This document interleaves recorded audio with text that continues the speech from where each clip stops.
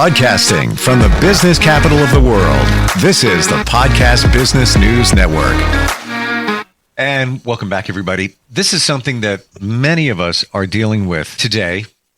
And the number of people that have been affected by this has escalated since COVID and continues, even though COVID is in our rear view mirror. And I'm talking about depression. Many of us dealing with that and anxiety. How can you deal with that? What's causing it? We're going to talk with somebody today that helps people with this all the time. And he's just amazing in his insight and kind of breaks it down and makes it very clear to understand as a psychotherapist. Dr. Barry Pilson is with us on the program. Hi, Barry. How are you? Fine, Steve. Thanks for having me. Always enjoy talking to you. Same here. Same here. And this is an important one that not that other subjects aren't as important, but this one affects many people. And are you seeing more and more people afflicted by depression in the last few years? Well, anxiety and depression have really been with us for a long time. I think the bad news from the pandemic is there was definitely an increase in both of those psychiatric diseases, if you want to call them that. And the other side of that, though, is at a lot of levels, the medical as well as media, we seem to be paying more attention to it. We've taken some of the stigma out of it and are kind of grasping that, in some ways these are conditions of the human, especially in certain times and in certain environments. So I think we're getting a little better about not stigmatizing it. And one of the reasons I think you could say we end up seeing more of it is because it's come above ground, so to speak, and people are more willing to deal with that, which is always good, really. I never thought of that. Yeah, because we're more comfortable talking about mental health challenges than, let's say, 20 years ago, 30 years ago, or more. To the point where somebody may say, "Yeah, I'm going to go see my psychiatrist, my therapist, psychologist, whatever it might be." It's like, I'm going to go talk to my friend. That's kind of what it is. Yeah, I agree. In fact, it's become almost common day interaction to talk about, my therapist said, or my therapist stated, when 25 years ago, that was hardly ever said. Yeah, you would never say it. If you did, people look at you like, that one's got a little trouble going on there. Oh, you go to therapy? Yeah. Now it's, doesn't everybody do that? Right. Oh, you mean you don't have a therapist? What's wrong? Right. Okay? What's the matter with you? Yeah. So can we break it down? What's going on when somebody says or they feel depressed? Yeah, I would like to break it down a little bit because I think because it's used so often in our everyday language too, it can be a little bit confusing. First of all, to piggyback a little bit on what we were talking about last week with anxiety, the way I view it is anxiety and depression are very much linked together. A lot of times I see them as different sides of the same coin. We talked last week about anxiety often being fear-driven, resulting in behavior where we seek to avoid issues as we seek to protect ourselves. So a quick response to protecting yourself is to avoid, right? And in avoidance, sometimes it's not the best way to deal with our fears because it doesn't really resolve anything, though it might be an immediate kind of quick, helpful response.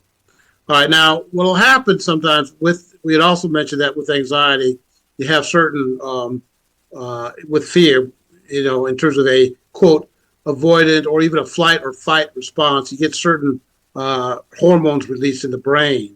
Adrenaline is one of them, and what it does is it gets you ready for action. The problem is that sometimes over time is the release of the adrenaline or cortisol is another type of hormone related to that, is that it wears us out. It wears us down.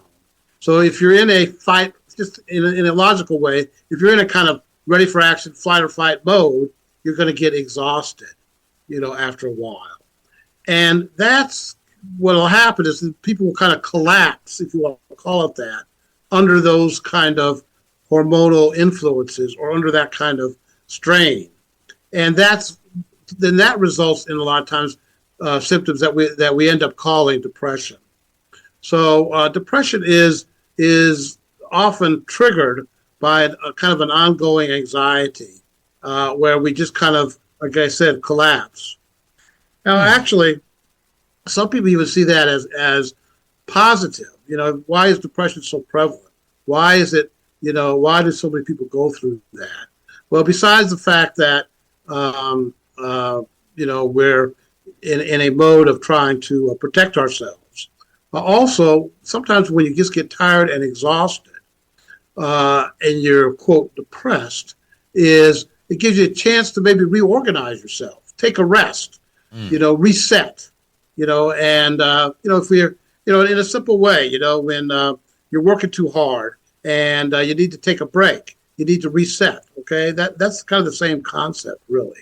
And in that way, sometimes depression, if handled properly, if attended to in a way that doesn't just immobilize you, but sort of put you in a motivated process to reorganize, then it may be helpful, actually, you see, even though we don't tend to think of it that way, because in our culture, when we think of depression, we think, oh, bad, got to get rid of it. Oh, I can't feel that way, Well, sometimes you need to just take a break, pay attention, and reset or reorganize things if you can. Now, a true depression, clinically, is a lot of times you're not able to do that. You're not able to reset. You're not able to reorganize. You're literally immobilized a lot of times. And so your thinking goes dull. You may be oversleeping. You may be undersleeping. Your appetite is off. So that's more of a clinical depression. And the reason I'm making the distinction is a lot of people say I'm depressed when they're really not depressed in a clinical sense. They may be tired, they may be exhausted, they may be over anxious, but they're not depressed in the sense of being immobilized. Can I ask a question based on something you said when we first started talking, in that Sure. You said that anxiety and depression were, the same but different sides of a coin. When I think of anxiety, I think of acceleration, like, I've got a lot going on. When I think of depression, it's more somber and more chill. Yes. Yeah. How are they very much related? Because they seem very different. Yeah, they do seem, and that's what's a little confusing about it. Okay. Right. So, again, the anxiety, in a way, in some ways, it's not that it feels good, but it gets you moving, it gets you agitated, it gets you going. Okay. The depression, like I also said, feels like, oh my God, I don't know what to do. All right. Well, oh my God, I don't know what to do. Sometimes it's a good place to start with, okay, if I don't know what to do, maybe I need to think about things a little bit differently. All right. Maybe how do I reframe what I'm dealing with instead of just saying, oh my God, I don't know what to do. How do I listen? Maybe I need to talk to somebody. Maybe I need to do some research. Maybe I need to read something. So the point is that it's just a different process that I think we've evolved a little bit into to help us adapt a little better and sometimes to the world around us. So let's say that we've been diagnosed. It's real. Yeah. Depression is upon us. What do we do? How do we get out? That's a good question, of course. And and if it's upon us in terms of, like I said, being immobilized and really, feeling like you're hopeless and helpless. I mean, quite frankly, in that case and in that situation, that needs to be discussed with somebody. Medication may be helpful to begin to mobilize you again, okay? To begin to combat some of the destructive processes that have gone on, with the adrenaline overload. Now, I would say that in general, quite frankly, that most of these, quote, antidepressant medications, which are basically what we call serotonin enhancers. Serotonin is a neurotransmitter in the brain that helps us process things a little better, that helps improve the wiring between the neurons, actually. But anyway, to make a long story short, oftentimes they're overused. And it's kind of, oh, you're depressed, here, take some Prozac or something like that, without the accompanying behavioral thought, feeling kind of exploration that is also helpful in making changes. Because the real key is, in terms of adaptation in general, and this is where psychotherapy is helpful, is in assessing what changes are helpful towards constructive goals. And that's really what you're trying to seek, okay? So anyway, at base, medication may be helpful. But you have to be willing to sort of explore your thoughts, your feelings, and your behaviors, because that's kind of the window to a brain, you know? What are you thinking? What are you feeling? How are you behaving? Those are the areas that we can identify that help you with your functioning. Now, one of the keys to anxiety and depression is, and this is, you know, a lot of people will say, well, you need to change your thoughts. That's that's called cognitive therapy. It's helpful, okay, but I think the quickest way to really change is to concentrate on the behavioral part of the equation, okay?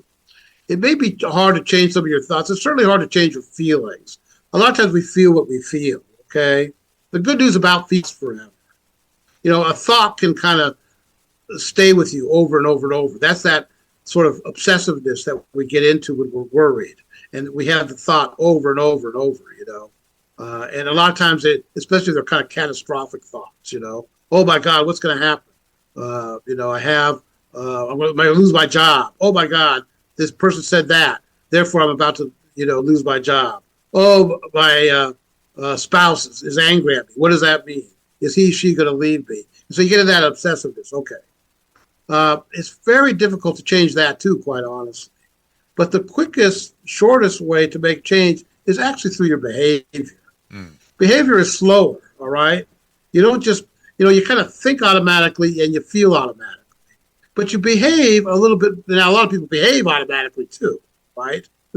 But it's a better chance for you to be more deliberate about your behavior and that you can make a plan to change that and follow through on that, okay?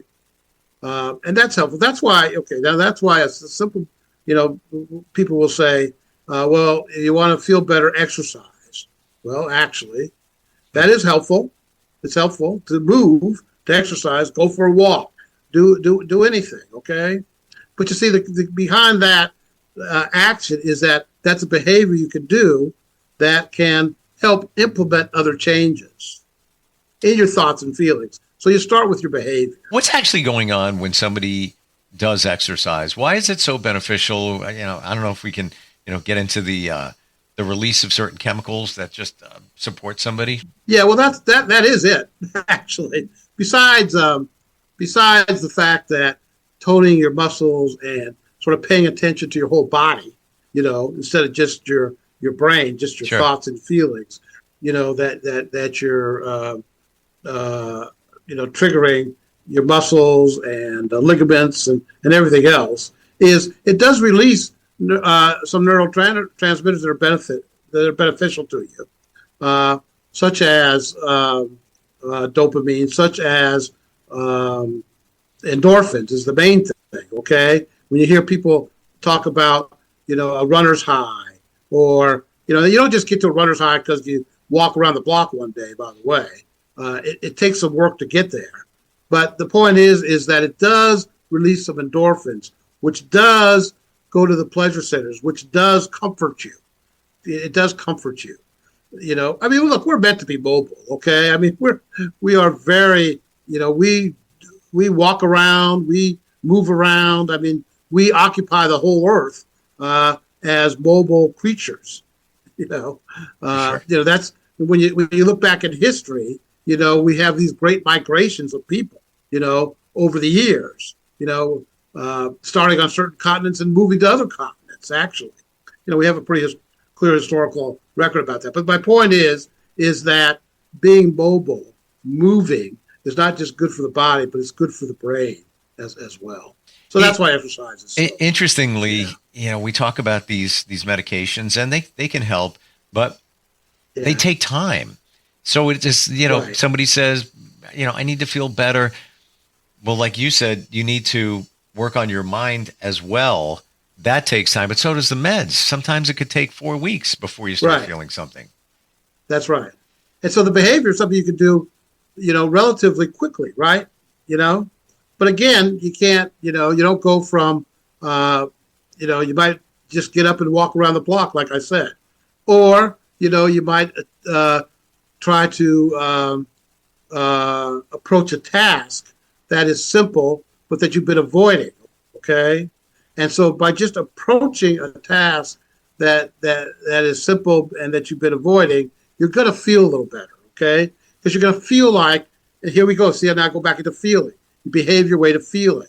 You behave your way. You may feel more effective or more competent in your dealings with the world. Okay, so so it's a quicker, it's just a quicker process to get to a more constructive goal. Are there other things that we can do to feel better when we're in the throe of depressing situation, or we're just feeling that way? Certainly exercise, absolutely. Are there things, in terms of our mind, mantras or things that we can, breathing anything? Yes, breathing is helpful. That's another popular thing these days, which is good. Being mindful, being in the present, etc. There's all kinds. One of the issues with psychotherapies is there's all kinds of different psychotherapies. Sure. And they've been around for years, and they kind of go in and out of fashion, quite honestly. And the problem with therapy in general, in terms of that process, they're kind of like diets. They all work, and then they all don't work. It doesn't always matter exactly what diet you're on. I mean, it matters to a certain degree in terms of nutrition. And I'm not saying it doesn't matter what psychotherapy engage in. It does, but if you look at studies on the effectiveness of one psychotherapy over another, they're all about equal in terms of producing change. So it's not that the one psychotherapy is the answer to the other. Now, some people match better to certain types of psychotherapy, okay? And so that becomes more of the agreement between the therapist and the client. Some person might do better with cognitive behavioral therapy. Some person maybe do better with psychoanalysis. Okay, so again, it depends a little bit on the situation. So but let me just reframe it a little bit. There's been a movement, not a movement, but a sort of an integration of some of the therapies in a theory called positive psychology. And the idea of that is to do a little bit of what we're talking about. You try to help people, first of all, not focus on what's wrong, but focus on their strengths. What are they doing that is working? What are they doing that is helping them approach, that is helping them think a little bit more positively, okay? And so you do that. You help them. You have people, again, in that sort of depressed, let me reorganize myself, is what positive experiences do you have in the present? And where do you experience them? How do you experience them? And how do you attain a little joy and a little inspiration each day? All right. We've talked about that a little bit before in some of our previous discussions. That kind of glimmer of hope, where you do something simple and it moves you into a better state. Okay. Yeah, absolutely. It's the little wins. We don't look at the little wins. We're just looking for big changes, but it doesn't right. typically happen that way. Right, and it's the little wins that really make a difference. Oops, sorry. It's the little wins. Sorry about that. It's the little wins that make a difference. For a good analogy of that is actually somebody who's if you're a professional baseball player and you're trying to get your batting average up, okay? You gotta look at things closely, and it's the little changes that are probably going to make a difference. Okay, that you find, for instance, that your habit of the way you stand next to the plate has thrown your swing off. Okay, yep. If you just take one step closer to the plate, I'm just making this up, but it's really true. Then that makes a difference in your whole approach to the pitch. Okay, that's the same thing. Okay, it's not that we have to, stop doing what we're doing, but maybe there's one little process that you can engage in that'll make a little bit of a difference. Just maybe adjustment, slight adjustment. Yes, just a quick one, a simple one. And without expecting that. Okay, now I'm going to be the greatest ball player in the world, but I can get my average up. Okay, so those are that's the process. It's in general. It's finding. That's under the category of just being positive? Yes, and that's the whole point is, and that we kind of develop a sort of different states. We try to adhere to certain states. Not an easy state to do, but a quick state, positive state is to have gratitude. Okay, we have Thanksgiving coming up, right? And what's one of the points of the holiday is to look at what you're thankful for. It is a good exercise actually, if you're sitting around the table and everybody may say, "What are you grateful for this year?" What has been helpful to you this year? And to recite a little bit of gratitude that you have for what has passed and what you're looking forward to, puts you in a positive state of gratitude, okay? And again, that helps you move forward. That's the key. The key to mental health is sort of moving forward, understanding, what's happened in the past or what's happened recently, but not staying stuck in it, but moving forward and feeling like you can be effective and competent in the world. Okay. And again, that's a basic human developmental process is how do I develop a sense of competency, a sense of effectiveness? There's a lot of research on people that are depressed sort of learn a helplessness, when you get that kind of complaining all the time. And this, I know, no matter what I do, it doesn't work. No matter what I think, it doesn't work. Oh, I tried that. It didn't work. Oh, I did this. It didn't work. So that mantra, if it didn't work, it didn't work, it didn't work, keeps us in a state of helplessness. Well, it's many believe if you keep saying, it's not working, it's not going to work, guess what? It's not going to work. You asked for it. Like, Mom always used to say, be careful what you ask for. Well, you're asking for it. You're creating. Yeah, you're asking for it. You're creating your destiny. Barry, best way to reach you if somebody wants to talk about this, I know that you can work with people virtually. Is it just go to your website, barrypilsonphd.com? You got it, Steve. Yeah. See, now you remember my website after all this. I'm working on it. I just needed to add the Ph.D. at the end. Right. So important, everything we talked about today. And there is hope. There is a light down the road. You just have to be mindful of it. And sometimes it might take medication, but it's also, it sounds like it's also the mindset and working with the right person. Right. And I think, and not to make it complicated. It doesn't have to be complicated, We're not trying to we're just a few behaviors may make a big difference. Just that's the whole point, Appreciate it. Thank you very much for being here today. Okay, Stephen. I will see you next week. You got it. We'll be right back.